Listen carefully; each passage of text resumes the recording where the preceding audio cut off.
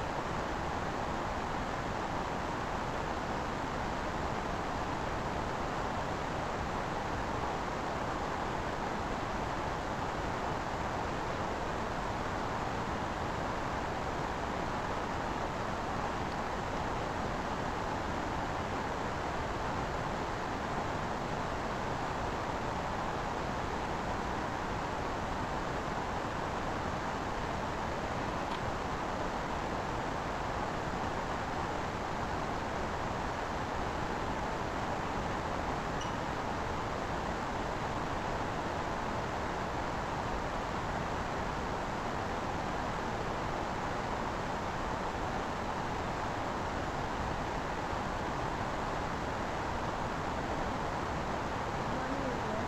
I am Prajakta Joshi.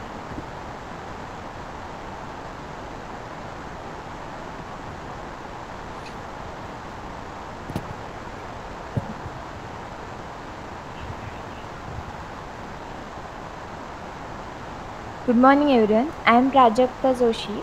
Welcome you all in enlightening workshop on critical thinking, design thinking, and innovation thinking, organized by Innovation Council and Department of Applied Science and Humanities of Maharshi Parshuram College of Engineering, Velneshwar. Our our world is changing quickly. Great leaders, problem solver, and visionaries visionaries excel at critical thinking, effective solution design, and innovation. This session three explore these essential thinking skill and how they may impact our personal and professional lives. We are privileged to have Mr. Uday, software developer of Oracle Indian, as our distinguished speaker with extensive experience in problem solving, creativity, and innovation. He will guide us through the power of these three thinkings approach and how they can influence our personal and professional development. I request Mr. Amit Joshi to introduce our guest.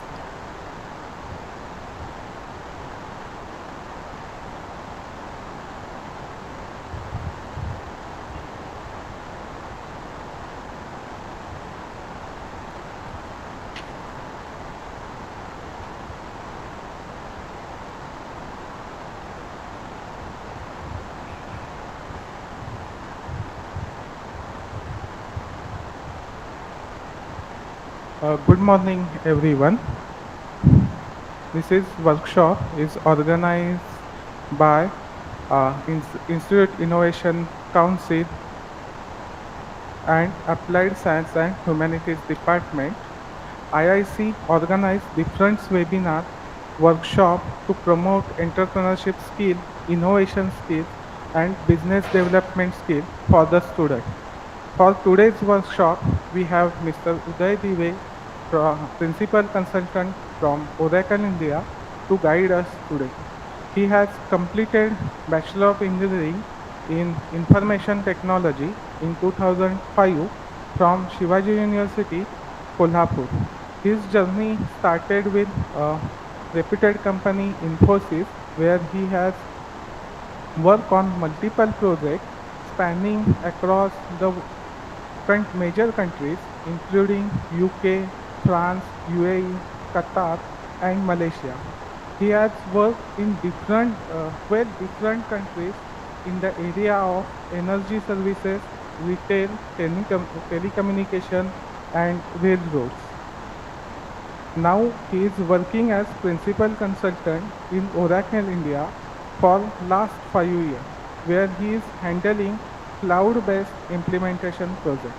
Now I request Mr. Uday to start their valuable presentation. So you can start.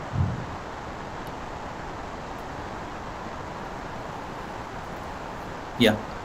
Uh, Thanks, Amit sir. Thanks, Prajakta, for very nice introduction. Yeah, let me share my screen.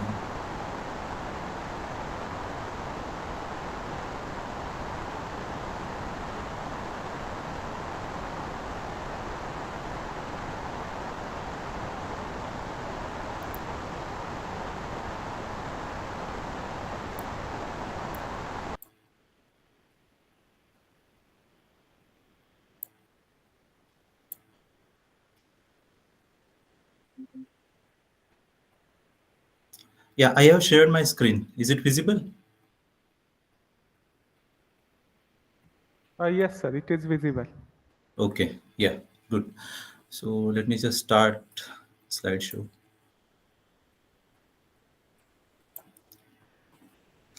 Yeah. So very good morning, all the faculty members and all the students uh, uh, gathered today here for this session. So yeah, so we'll get started with the session.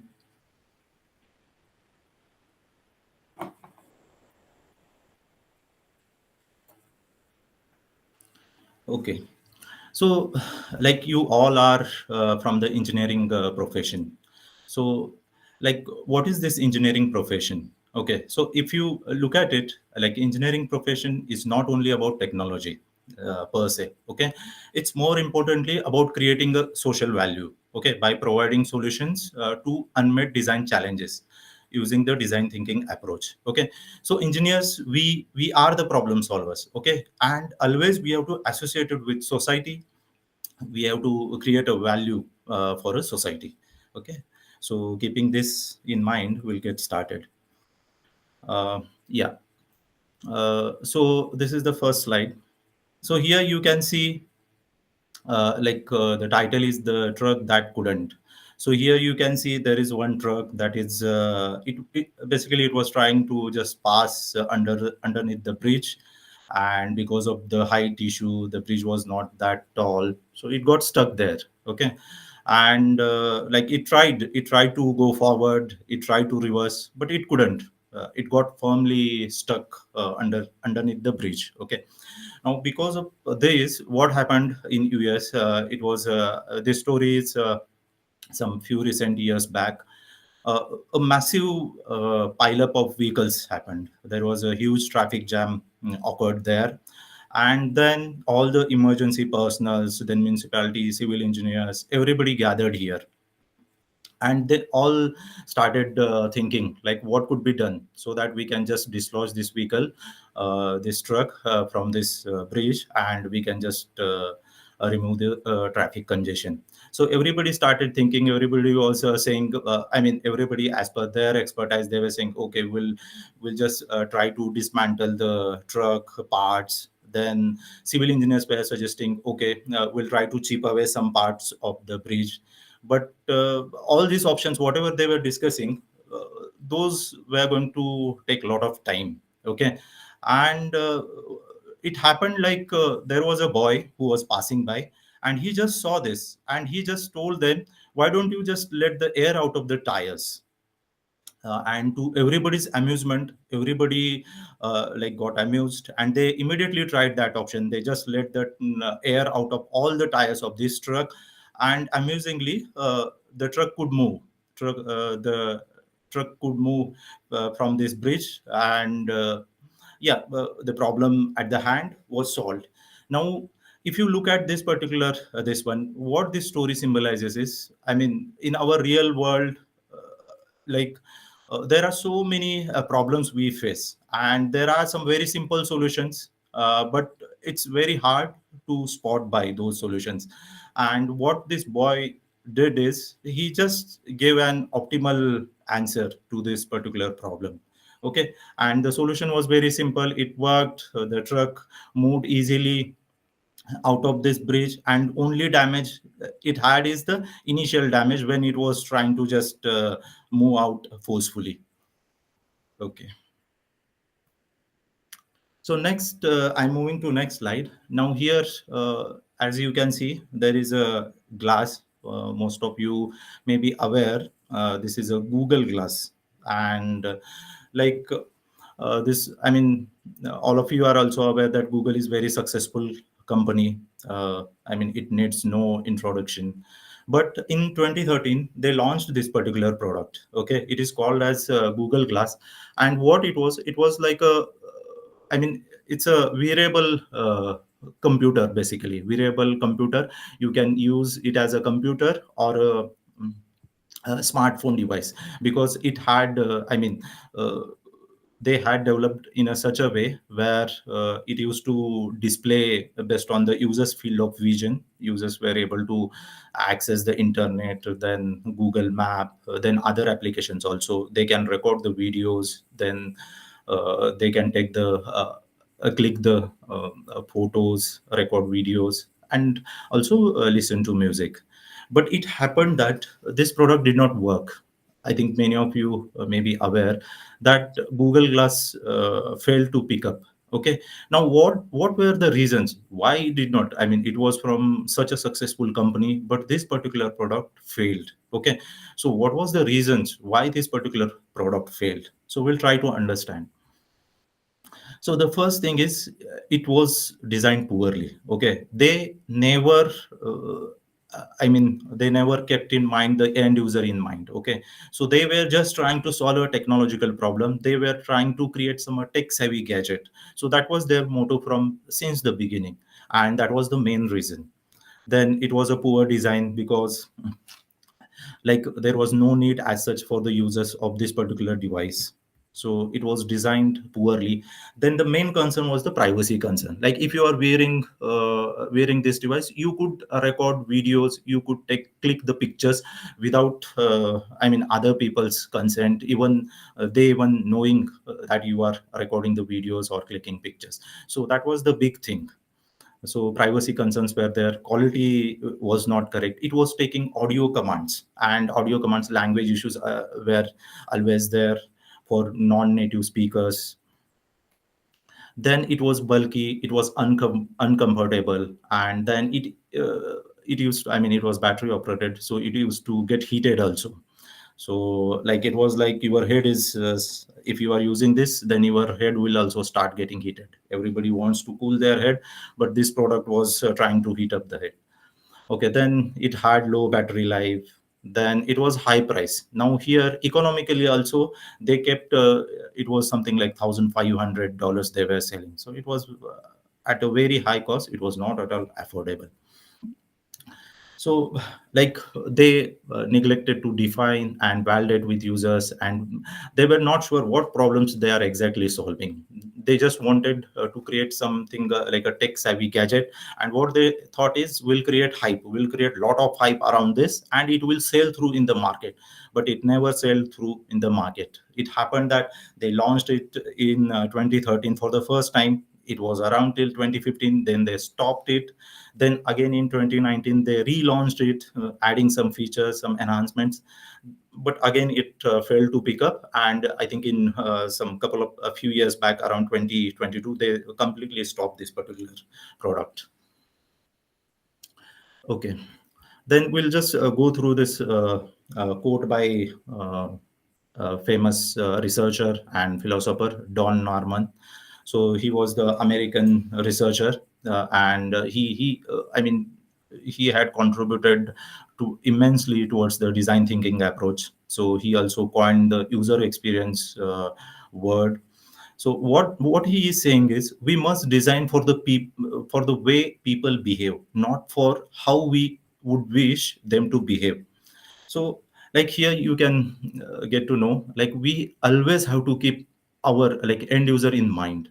Okay, and how they behave, how they react. We should not try to, as a designers, tomorrow you would design the solutions, you will provide solutions, you have to keep the people in mind. You should not be trying to force your view on them. Okay, then I will come to this slide. It's about the designer paradox. Now here you can see multiple images out here. So I will just go through every image one by one. Now, see, in the first, like what will happen whenever you are building particular solution, then you will meet your end users or customer, let's say, and they will explain you their problem. Okay. So while explaining, they will explain you something like, we'll try to understand through this image. Okay. Now the customer explained that he wants like a swing, something like this, wherein there are three seats available and it's tied to a tree. The project leader who was there, he understood something like this. I mean, some seat they want, but also they want to climb up a tree, something like that. Okay. I mean, believe me, this is what it happens. Okay, in industry, we have seen that. I mean, why this happens is like there are so many problems which are ill-defined. Okay, there is no perfect problem definition for it. So the problem definition is obscure. Even customers or end users are unable to explain it properly. Okay, so they will explain something. The project leader, during familiarization sessions, he is understanding that they want some foundation or something, wherein they will just stand and try to uh, climb up the tree. Then the analyst who heard all this conversation, he thought something like, I mean, we have to create some model or something wherein tree model is there, and the swing would be in between, supported by this foundation, something like that, he thought. The programmer, the one who actually coded these requirements, he thought, oh, okay, I have to just build something like this wherein there is no swing and the seat will be on the ground. So he understood like that. Then the testers understood it in a completely different way. They thought it's something like a rope hanging from a tree branch. Then let's see how the business consultants. Okay, now the business consultants marketing, they are very smart guys. Okay, they will sell, like, even if a small thing is there, they will tell, okay, it will do a lot of things and all that. They will do, I mean, they will put a lot of features in it. They will showcase as if it will do each and everything that you require. So they will sell it is something like we have put a couch on the seat and you will be able to take a swing. Now, how the project will I mean gets documented. So project, I mean, there is literally no documentation that is available. Then what operations installed, like whatever developers have developed while installing, they have not installed it properly. Now this is the one thing wherein you will see a roller coaster. Okay, it's like when customer or end user gets built, will build something like, okay, we have built a roller coaster for you, something like out of the world, we have developed a thing for you.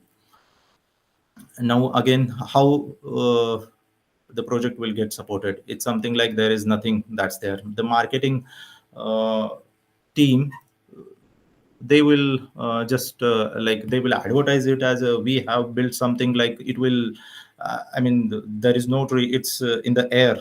I mean, we it's invisible, tree is invisible, and you will be able to take swings, something like that. Okay. And when it come to customer itself, customer really needed something like this. So if you see, it's a tire swing. Okay, so customer needed a tire swing. While explaining, he explained something like this, and all the designers, then all the programmers, all the testers, they understood it in a completely different way. And this is how the product built. Okay, so believe me, this happens in industry. Okay, now there are some, I mean, it's not always happens, but there are so many projects fail because of this particular thing. Okay, so I mean, if problem statements are not properly defined, this is what it happens in the end. Okay, so this was just one illustration.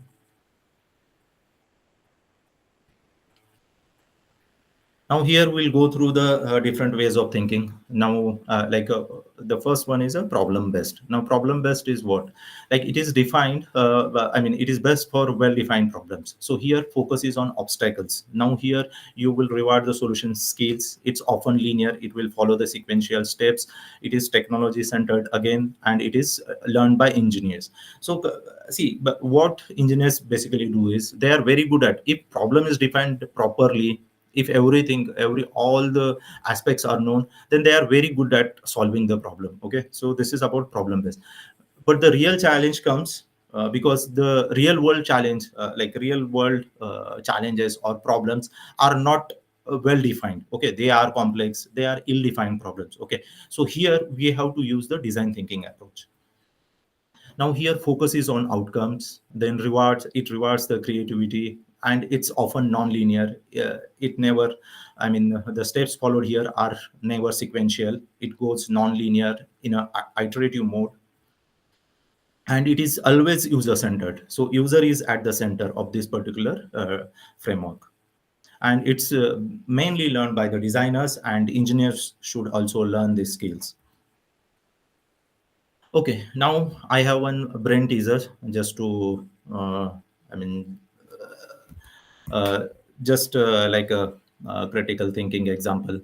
So here in this brain teaser, you can see there is a rooster. It is sitting on the top of the hut. There is a wind blowing from the east. There is a wind that is coming at 10 kilometer miles per hour from the west side, and there is a question like it lays an egg. Now which way this egg will go, whether it will go this side or that side. So if you think few minutes, you will understand that there is no egg. Now why there is no egg? Because rooster doesn't lay an egg. Okay, so here, like if you see, like as part of critical thinking, always in the real world you will be thrown at lot of reports, lot of data, lot of redundant information, lot of misdirection to eyes. Okay, it will happen, but what you have to do is you have to always focus on the key aspects, key data, key pointers, and accordingly come up to a particular solution. Okay, now we'll start with this exciting journey of the design thinking from this slide onwards. So design thinking is what? It is about outside the box thinking. Okay, and here design thinking is an approach for creative problem solving. Now design thinking takes human centered approach to solve problems. Okay, as I said, humans is at the center. Whatever you do in this particular framework, humans or the users or the customers are at the centers. Everything revolves around the humans. uh, Secondly, it helps us to get a deep understanding of customers unmet needs and wants. We'll always focus on humans, customers, users, and we'll try to understand their unmet needs and wants. Now, it encourages creative consideration of wide array of innovative solutions. So here, this particular framework, it encourages like innovative solutions. Then this framework is as much as a mindset as a process. Now, design thinking is a mindset, as I just discussed, mindset and approach to problem solving and innovation anchored around human-centered design. So here what we'll do is we'll try to understand the person affected by a problem, and then you can find more impactful solution. Now this particular design thinking approach is an iterative process where you try to understand your users, challenge assumptions, redefine problems, and create innovative solutions. Now this particular approach proves extremely useful when you tackle problems that are ill-defined or unknown. So let me proceed. Yeah. So the another way to look at this framework is it's the designer's toolkit. Okay, it's the designer's or developers toolkit, wherein you will try to understand needs of people, what people particularly need, then possibilities of technology. Okay. What all things are possible, like these are the needs of people, then what are the possibilities using the technology that is currently available, and third is requirements for business success. So we'll see that. So here we see that now just like this is stakeholders want it. Okay, so stakeholders means people or users or your customers, they want it. There is something that they want it. Okay, now this is the first circle. Now the second circle is we can do it. I mean, this is about technology. Okay, uh, the people want it, and we can do it. I mean, using the technology we can do it. Okay, so this is the another circle. And the third circle is about the economics can sustain it. Now economics is like what is the cost of building that particular solution. Okay, so you will see this intersection. Okay, this intersection is where if this happens, okay, when these I mean, when these three modes intersect, overlap with each other, these three circles, and this is the intersection area where you will experience the innovation. Okay, now we'll see this. Okay, how we will experience the innovation. Okay, when stakeholders want it, we can do it, and the economists can sustain it. We'll see that. Okay, now in other words, what we I mean, this is again, it is called as desirable. Like users want it, they have the desire that they have some problem, they want some solution. Feasible, like whatever technology that is currently available to us, it is feasible with that. And then viable, like it is technological possible, but if it's not viable economically, then its adoption would not be wider. Let's see that Google Glass example again. Okay, stakeholders wanted it, no, not really, they wanted it, they didn't want, they had privacy concerns on that. It was feasible, they somehow made it, Google put a lot of efforts and technologically they made it possible. Was it viable? It was not viable. They were charging like something like around 1,500 and more than that US dollars. So it was very costly. So it couldn't survive that particular product. There was no mass adoption found for Google Glass, and they tried twice and again they failed. So whenever you design a solution, you have to see this intersection. So you have to build something, you have to come up with a solution that fits here. Okay, so that satisfies the desirability, the feasibility, and the viability. So we'll see this in detail, we'll revisit this slide again in the end, and that time I think this particular slide will be more clear to you. Okay. Now the this design thinking, it is a five-stage process. Okay. So how this design thinking is carried out is, it is through a five-stage process. Now the first stage is empathize. The second stage is define. The third stage is ideate. Fourth one is prototype, and the last one is test. Now we'll go through every stage one by one and try to understand this in detail. Okay, those. So the first stage is empathize. Okay. Now the empathize means what? If you see the empathy or empathize meaning, a dictionary meaning, so it is something like you have to try to understand the feelings of other people you are dealing with. So in this case, you are trying to build a particular, try to give a solution to a particular problem. You are trying to build a startup. You are trying to come up with a something breakthrough product or something. First of all, you have to identify the target users. Okay, and then the first step is you have to start with empathizing them. Okay, so you will connect with them. Now what you will try to do, will just try to understand using this particular diagram.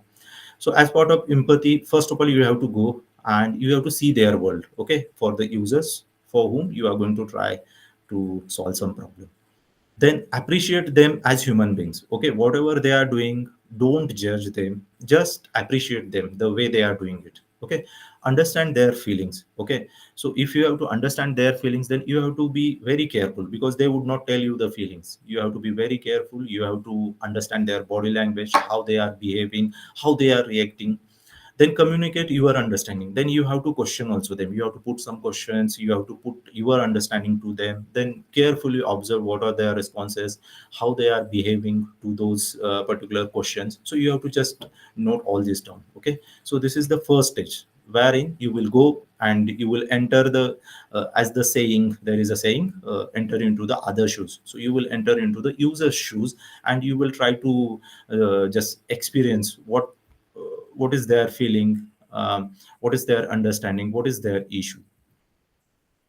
Okay, now what is the objective? So here in the empathize stage, the objective is to understand and experience the situation, the emotions of the user for whom you are designing.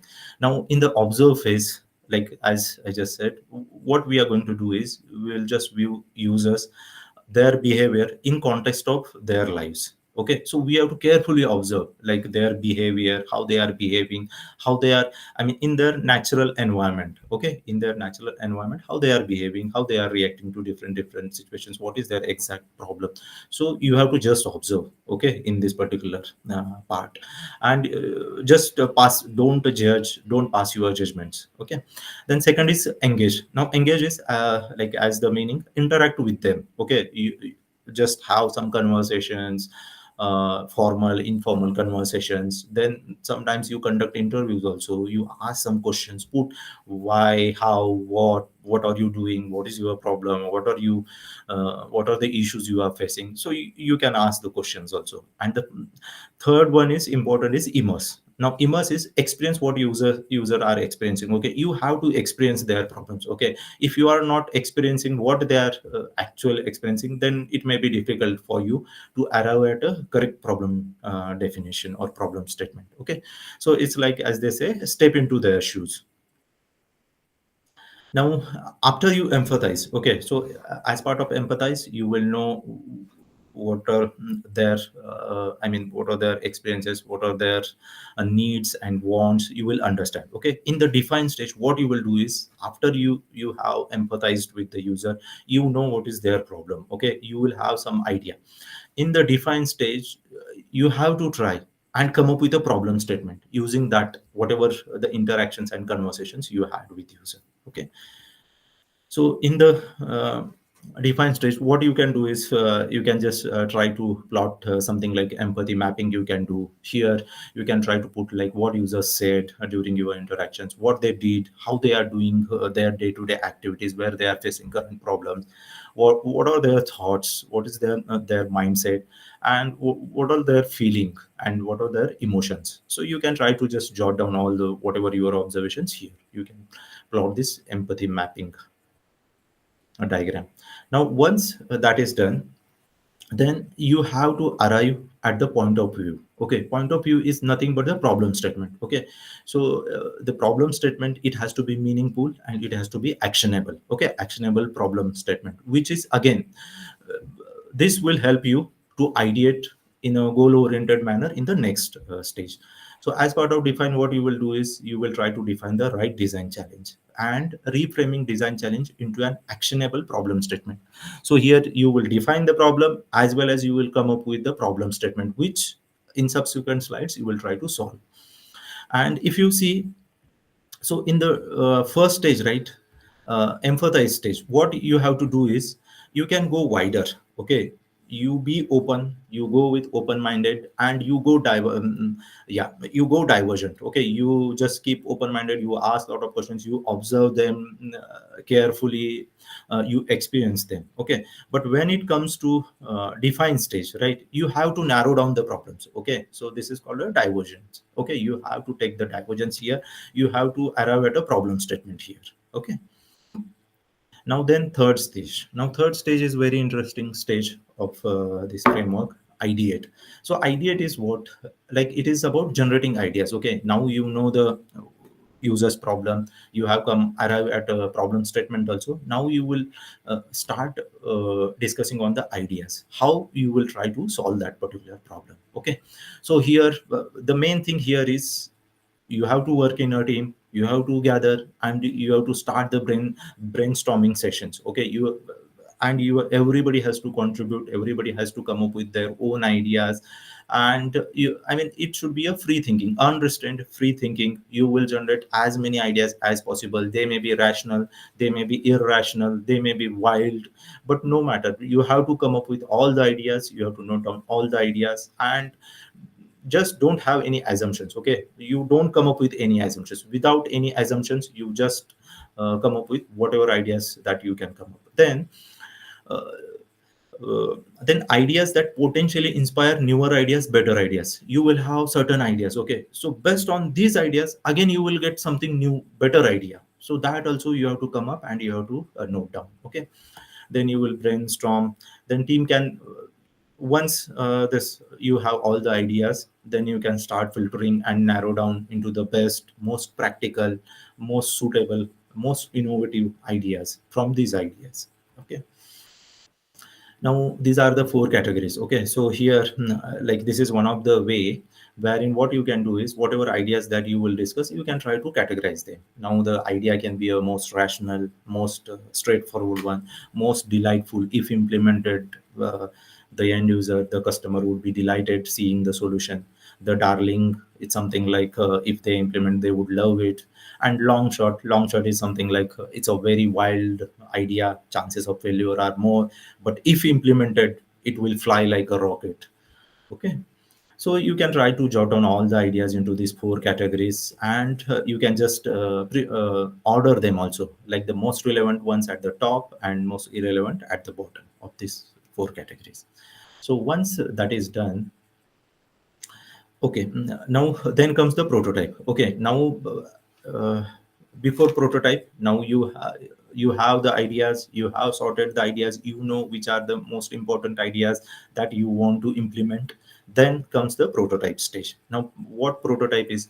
Prototype is the stage wherein you will I mean, you will design something, okay? You will create something. Something means it is a first cut version of something special feature. You don't have to build a complete product or complete service, whatever you are trying to build. You don't have to do that. You have to just build a first cut solution, okay? So let's say, like you can just take a paper, let's say you are building particular application or mobile app. So what you can do is you can just create different screens, okay? So at first screen, I will have this form, I will have this is many buttons. Then user will click on this button, then he will be taken to another page, so user will fill in his details there. Then he will go to something other. So you can just put in some details on the page. So this is kind of a solution, I mean, of the spatial this one spatial features of the product. Okay, you will start with the spatial features. Now, once you have something in place, okay, you are, then you will show it to the users, okay, users or the persons outside your design team, and then they will give you the feedback, okay? And based on the feedback, you will identify the areas of improvement, okay? And then also you will note down what were the features that were well accepted by users, what are the features that they don't like, they don't didn't accept, okay? So you will take I mean, you will start noting down that also. Then selection and rejection of features will happen. And prototypes, okay, in the prototypes, they have to be supposed to be quick and easy test of design solutions, okay? So as I said, you have to just develop a part of a solution, not entire solution, okay? Never you will design entire solution in the beginning, okay? It's an iterative process.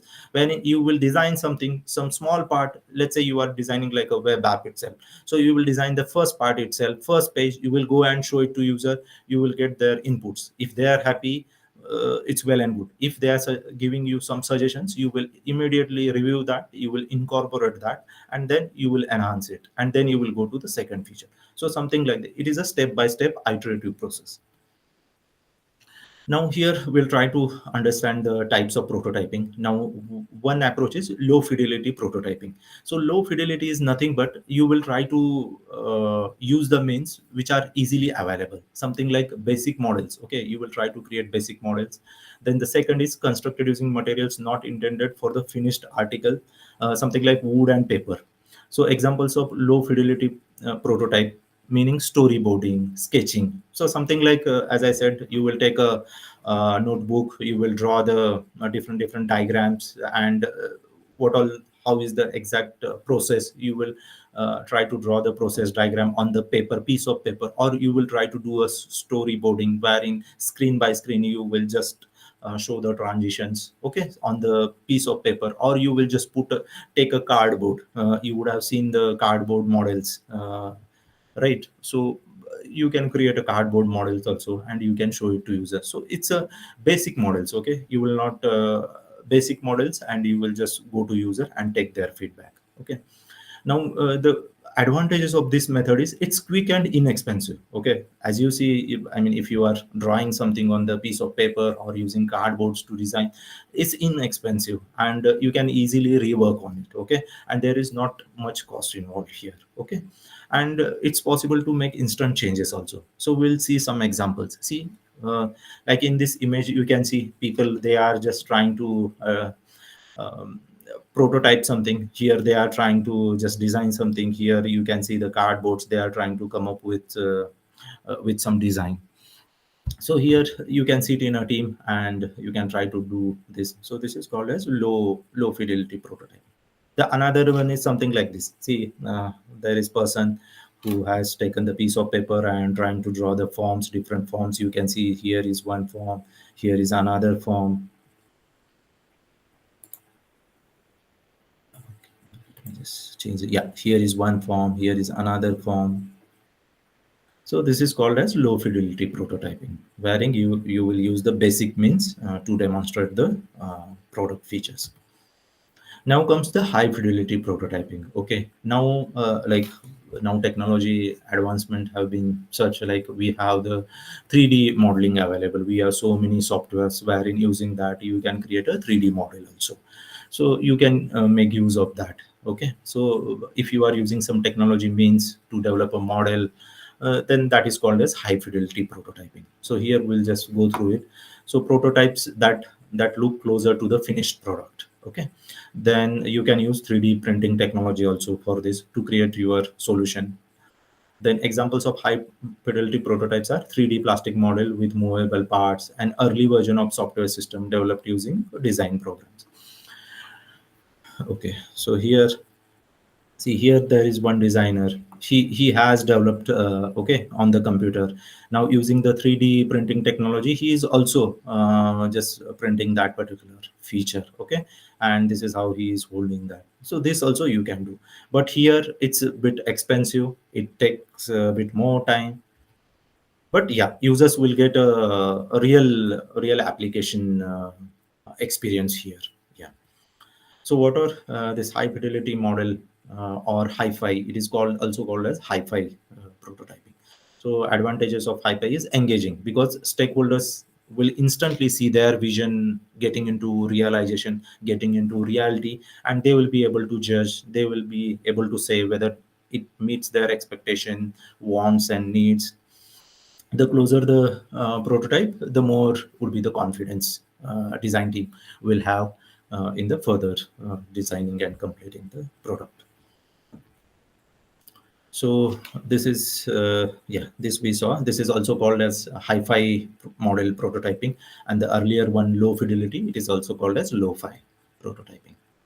Now once prototyping is done, then we'll start the testing. Okay, whatever solution that you have developed as part of prototyping, we'll start testing that particular solution.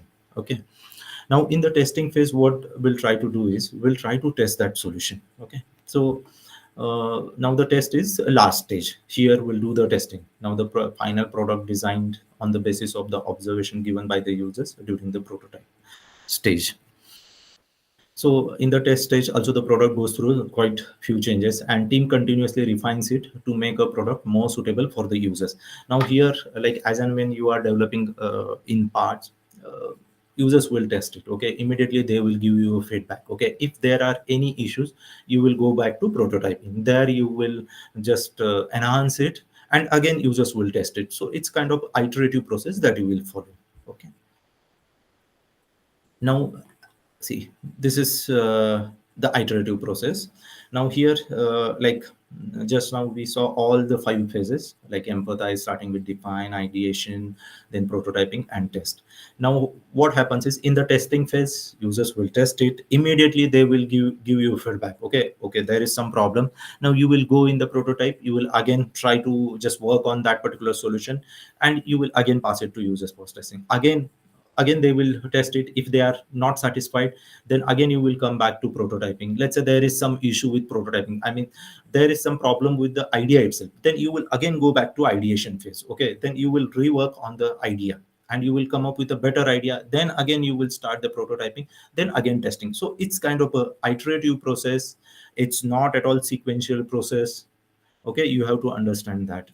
Now if it may happen, okay, test, you are doing testing, users are not satisfied with whatever you are developing, it may happen that you have to again start with the first step, wherein you will again go to user, back to users, you will identify their behavior, you will identify, you will try to experience their real world scenario, and again start with the defining ideation process. Okay, so this you have to keep in mind. It's an iterative process, and you will build a solution in a parts.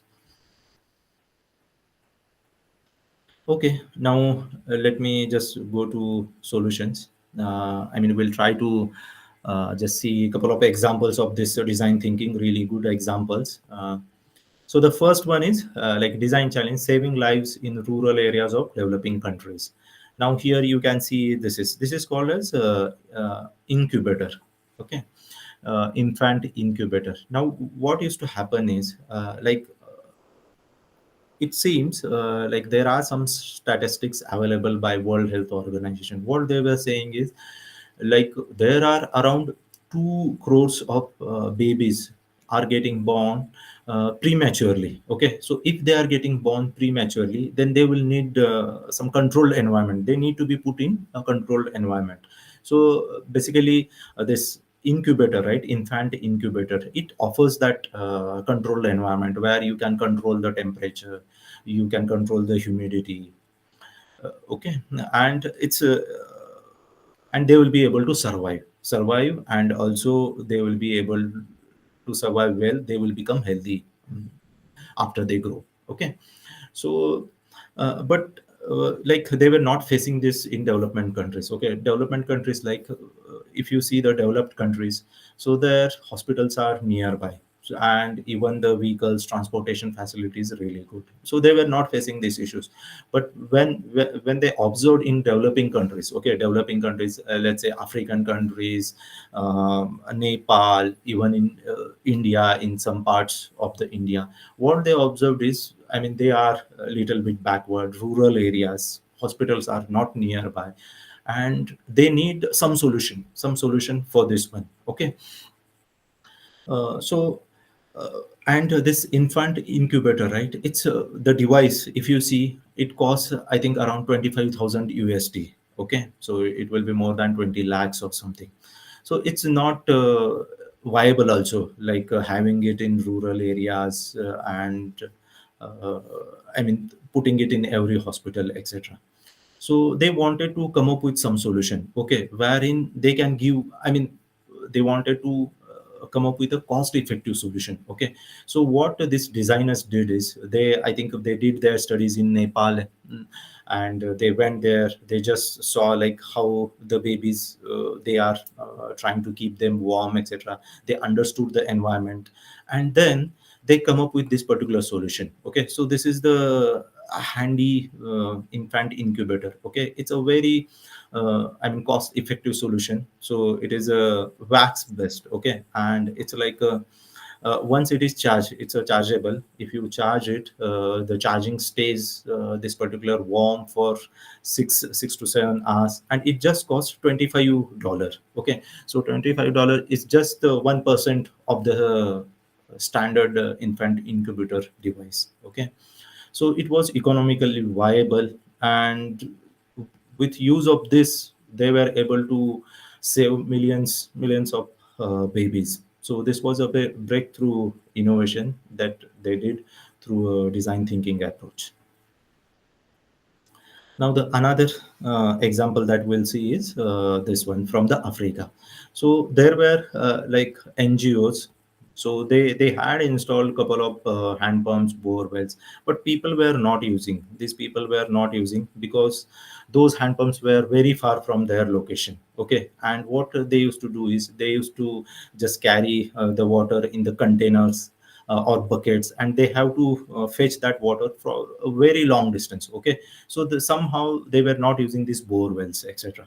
So what they did is, they just connected with the users. Okay, they went, they sat down with the users, they understood what is their issue, and they got the problem. Like, it's very strenuous of carrying these water containers from a distance where something like in miles and miles far away. So they understood the pain, and after just empathizing with the users, and through ideation process, following this design thinking principles, they come up with something like this Q drum and hippo roller. Okay, so if you see Q drum, it's something like a roller. Okay, so you can fill in the water inside it, and you can just pull it. Okay, so for uh, I mean, for kids, it will be kind of a playful activity also, and they are also bringing water. So this is the solution that really worked well. Also, the hippo roller, you can see here, hippo roller. So here, the rollers are big, something like they have the capacity of 90 liters to 100 liters capacity, and these women are able to carry the water from long distances using these hippo rollers. So this was the another I mean, design challenge that was solved through following the design thinking approach. Now I will again come back to this particular slide which we saw some time back. Now here, see, stakeholders want it. Now if we see the incubator example, baby incubator, so people badly needed it. Okay, so they wanted to save their child if it was prematurely born. So people, there was a desire, it was really needed, that particular solution. Feasible, yeah, we can do it, because there was technology available wherein you can put a wax paraffin, and you can put something, a cloth, and you can charge it through a charger, through electricity. So it was technologically also available, feasible. And then economics, it was a very small, made up of a 5 brick and wax paraffin. It was kind of very cheap, so economically also it was viable. Then the overlapping of these three characteristics, as I said, this intersection area, here we experience the innovation. So something like this one. So here, when they designed this particular product, they experienced innovation and it was widely adopted. So here, in case of hippo roller also, same thing happened. So here, if you are providing a solution which are desirable, which are technologically feasible, which are economically viable, then this shaded portion represents the innovation area, wherein you will experience the innovation. You will design something that is innovative. It will get widely accepted across the people, across the board. Now I will come to Airbnb story. I think many of you would be knowing Airbnb. So it is a renting platform wherein landlords can rent their houses, even their rooms. If they have rooms, they can rent it out. They can make their rooms as a mini hotel, and they can earn some extra bucks. So when this Airbnb started, so they started, and they had only like they were earning $200 USD at the beginning, per week. And then there was no adoption at all of their whatever the platform that they had built. Then they just went back to users. Okay, they understood what are the users needs. The first thing that they understood was, like, whatever pictures everybody was putting, those pictures were not of good quality. So what they did is they themselves hired good cameras. They went to those hotels, then the restaurants. They took good quality pictures and they uploaded on their platform. So after seeing this very nice pics, the platform adoption started. It had wide adoption.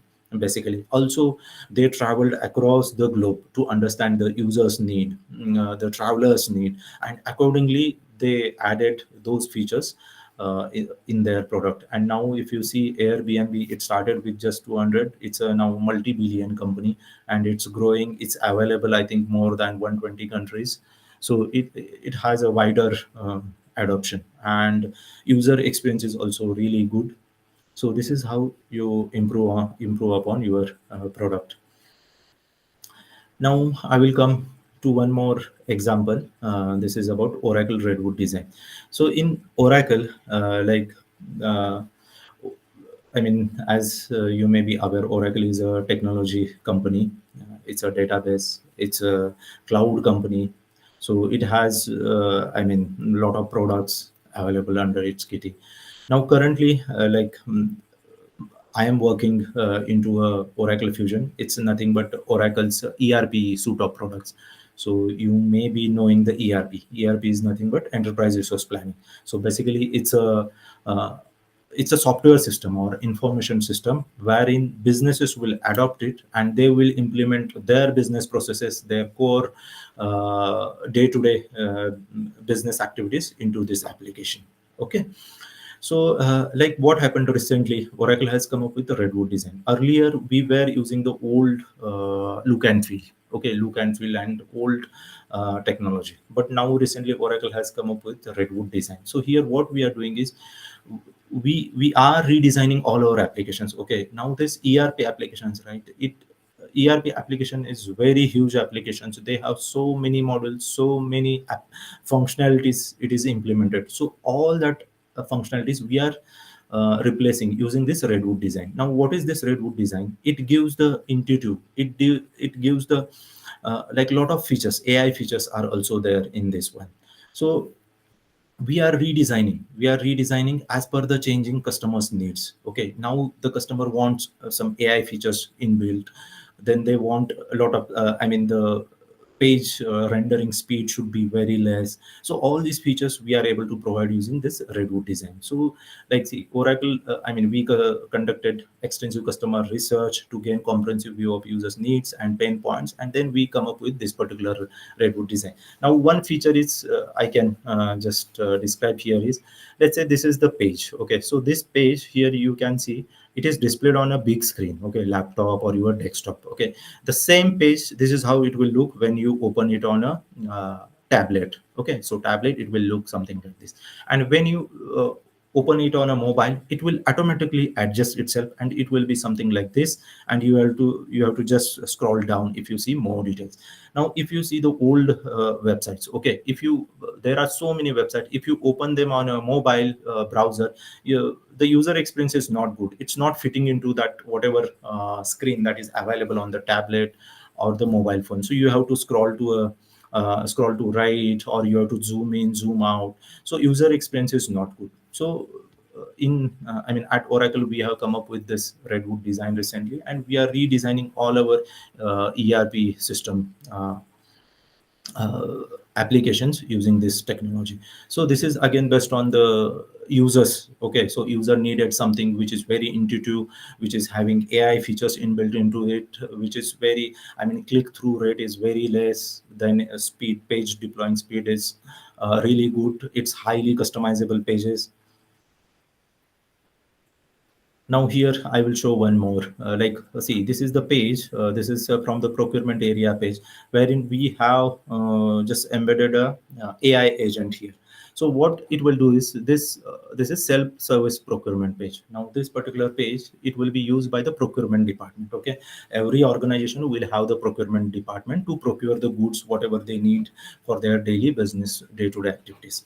So here let's say some procurement manager is there, he wants to order something, and he has some policy, he needs to check some policy details, and he doesn't have time because every organization will have their policies. Okay, like every college has their different policies. Organizations will have their policies for each and everything. Something like purchasing policy, let's say you want to buy a laptop.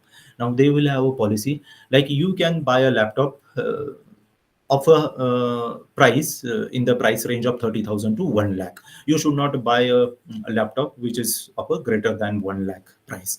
So you may not be knowing all these policies. So here what you have to do is, here we have provided AI agent. User has to come and just ask question like what is the purchasing policy for laptop.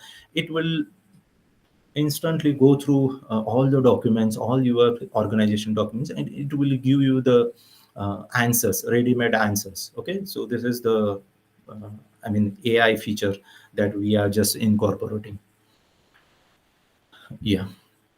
So what we are trying is, we are trying to day by day we are trying to provide better experience to the users. Okay, and in organizations what we do is, every time we get users feedback, we listen to them, whatever they are saying, what are their pain points, uh, what are their requirements, what they like, what they don't like. So all this we keep getting the feedback, we listen to them, and then we try to, we keep on improving our products. So this was one of the features wherein these are the AI agents. Okay, now just to say, these agents again, they are very typical. Okay, now this agent is procurement, so it is well trained in the procurement area. There may be a finance agent, AI agent, so that is well trained in a AI agent. Okay, sorry, in finance domain. So it will give you answers which are very up to date, which are contextually relevant answers they will be able to provide. Okay, so this is what we are currently working. Yeah. Then you may be knowing this person. He is Steve Jobs. He needs no introduction. Now, what he was saying is, design. Design is not just what it looks and feels like. Design is how it works. So many times we feel like design is just at the high level, it's look and feel, but that's not how it works in real world. Design means how your product works, how it really works, what is the user experience of your product. Okay. Yeah. Now coming to the uh, last. So last but not the least, like what are the pillars of design thinking? So here, if we see, like I have mentioned something like this: empathy is there, collaboration is there, sympathy, ideation, thinking outside of the box, selling, solutioning. So if you see, like we have gone through, if empathy is definitely a part of pillar of design thinking. You have to empathize, you have to understand your users need. Then collaboration, when you are designing solution, you have to work in a team, you have to collaborate, then only you will be able to arrive at a better solution. Then C is sympathy. Definitely, sympathy is not the pillar of design thinking. You don't have to be. Sympathy is a kind of judgmental attitude. You don't have to sympathize with users.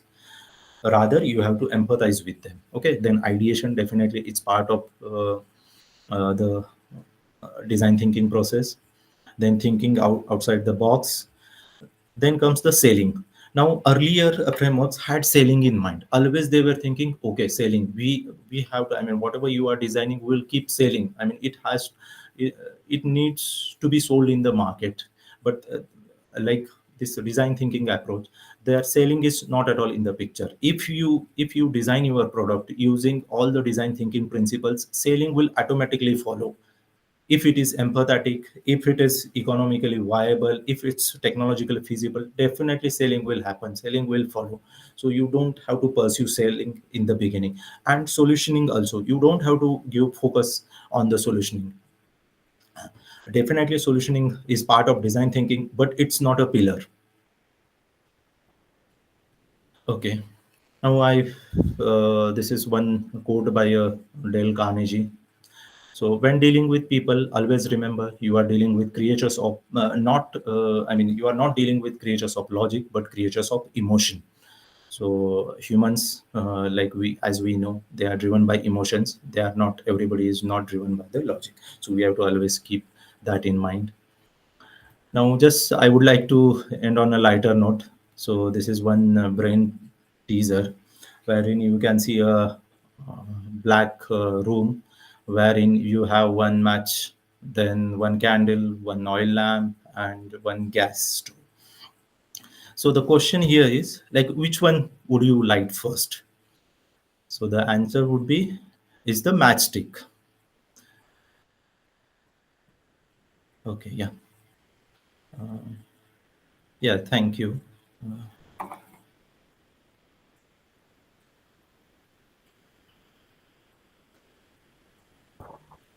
Thank you, sir.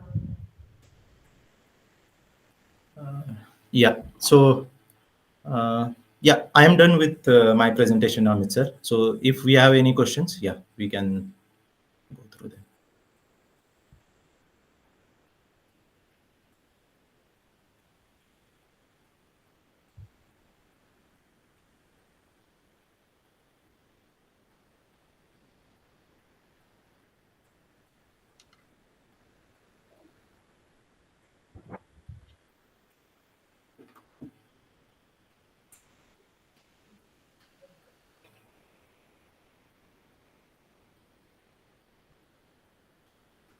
Sir presentation view बंद करा ना तुमचा.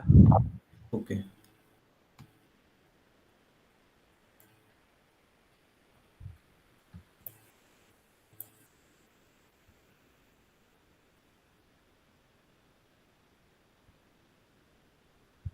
Hello, sir. Yeah. Hi.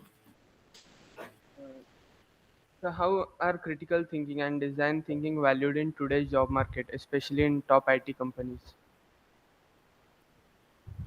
Yeah.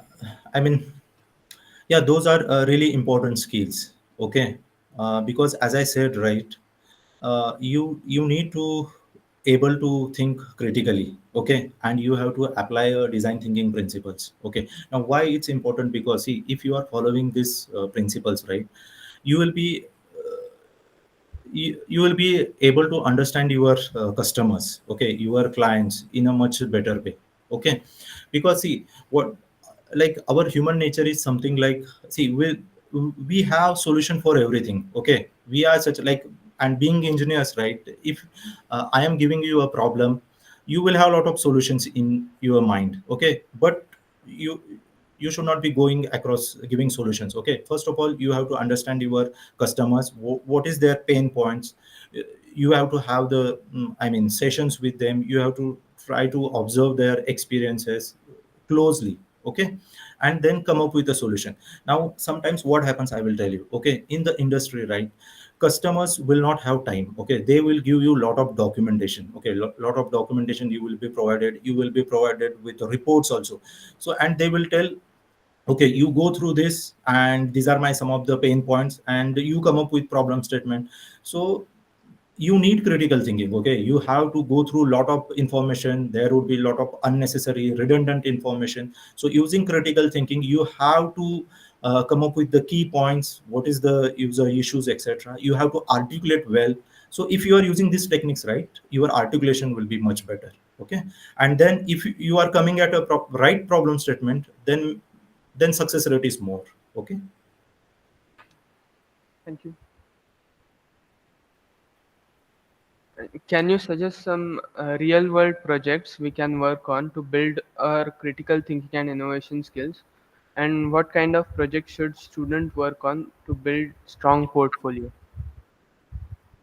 uh, See anything, like if you are from computer background. Okay, um, like you can take anything. There is not I mean specific that I can suggest you. It is based on your I. If you have any particular idea, okay, then you can just try to work upon it. You can try to closely see like what all user issues users are facing. Okay, and then you can try to provide solution to it. Okay, something like, let's say, health. Like these days people are becoming a lot of health conscious.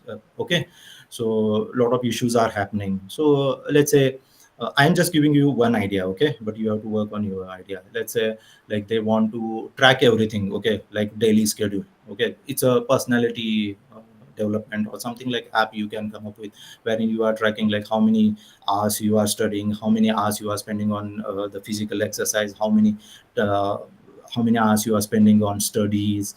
So all these things you can track, and at the end of month you can maybe generate reports. Then based on like you are spending time, this much time on this, you can suggest user like, okay, now you are spending much time here, you are not doing daily exercise, something like that. Personality development, anything you can take. Okay, any challenge, and then you can come up to a solution. Okay. Yeah. And how can students showcase their innovation skills in their resumes and portfolios? uh, Yeah, so for that, what I would suggest is, see, you have to be very active. Okay, like now you are into engineering, so you have to be active. Please, I would suggest first of all, stay updated with the latest trends. Okay, like what's going on, what's hot in the market. You have to do little bit of research. Then please be very proactive. You participate in presentation, paper presentation competitions or project competitions, hackathons. You have to participate, you have to expose yourself. Okay, and if you are able to highlight these skills, if you are able to imbibe these skills in yourself now itself during the college days, it definitely going to help you.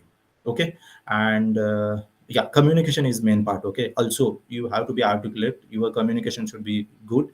So I would suggest you and all the students that are present here, see, the two things very important is, first of all, you have to be very good at your communication. Okay, the first thing is communication, and that the second thing is your knowledge. Okay, so knowledge is something like you do self learning, you do group studies. So like you one friend is like going through one chapter, you are going through one chapter, then you are sharing your learnings with each other. You do whatever you want. You, and the other important is networking. Okay, you have to build strong network. Okay, whether it is your friends from other colleges, then you need to have a LinkedIn profile. Then there like professional network also you have to build. Okay, so that is also very must. Okay, and I suggest this to all the students that are present here. Okay, it's something like now you have come, it's these are the I mean skills, basic skills, these are really required for you. Okay, it's like you have entered the ocean and now you have to learn these skills. If you are not learning,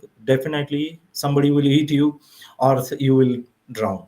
Okay, so yeah, but yeah, I will tell you, see, if you have a talent, if you have right skills, there are so many opportunities. Okay, organizations are looking for people with skills. Okay, I will tell you. Yeah. Okay, thank you, sir.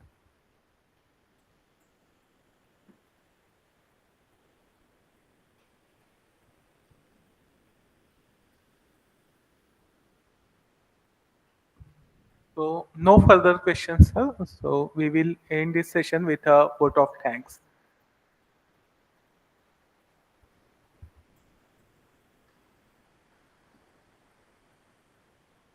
Hello. As this informative workshop comes to an end, I sincerely thank Ms. esteemed speaker Mr. Uday Dive sir for providing us such an insightful knowledge. Your expertise has broadened our understanding and inspired us to think creatively and innovatively.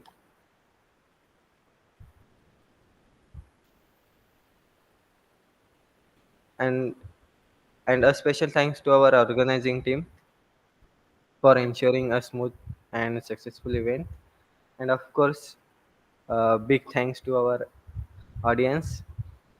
Your engagement, curiosity, and enthusiasm made this workshop truly meaningful and interactive. Let's take today's learning and apply them in our lives. Think critically, design effectively, and innovate fearlessly. Thank you. Yeah, thanks a lot.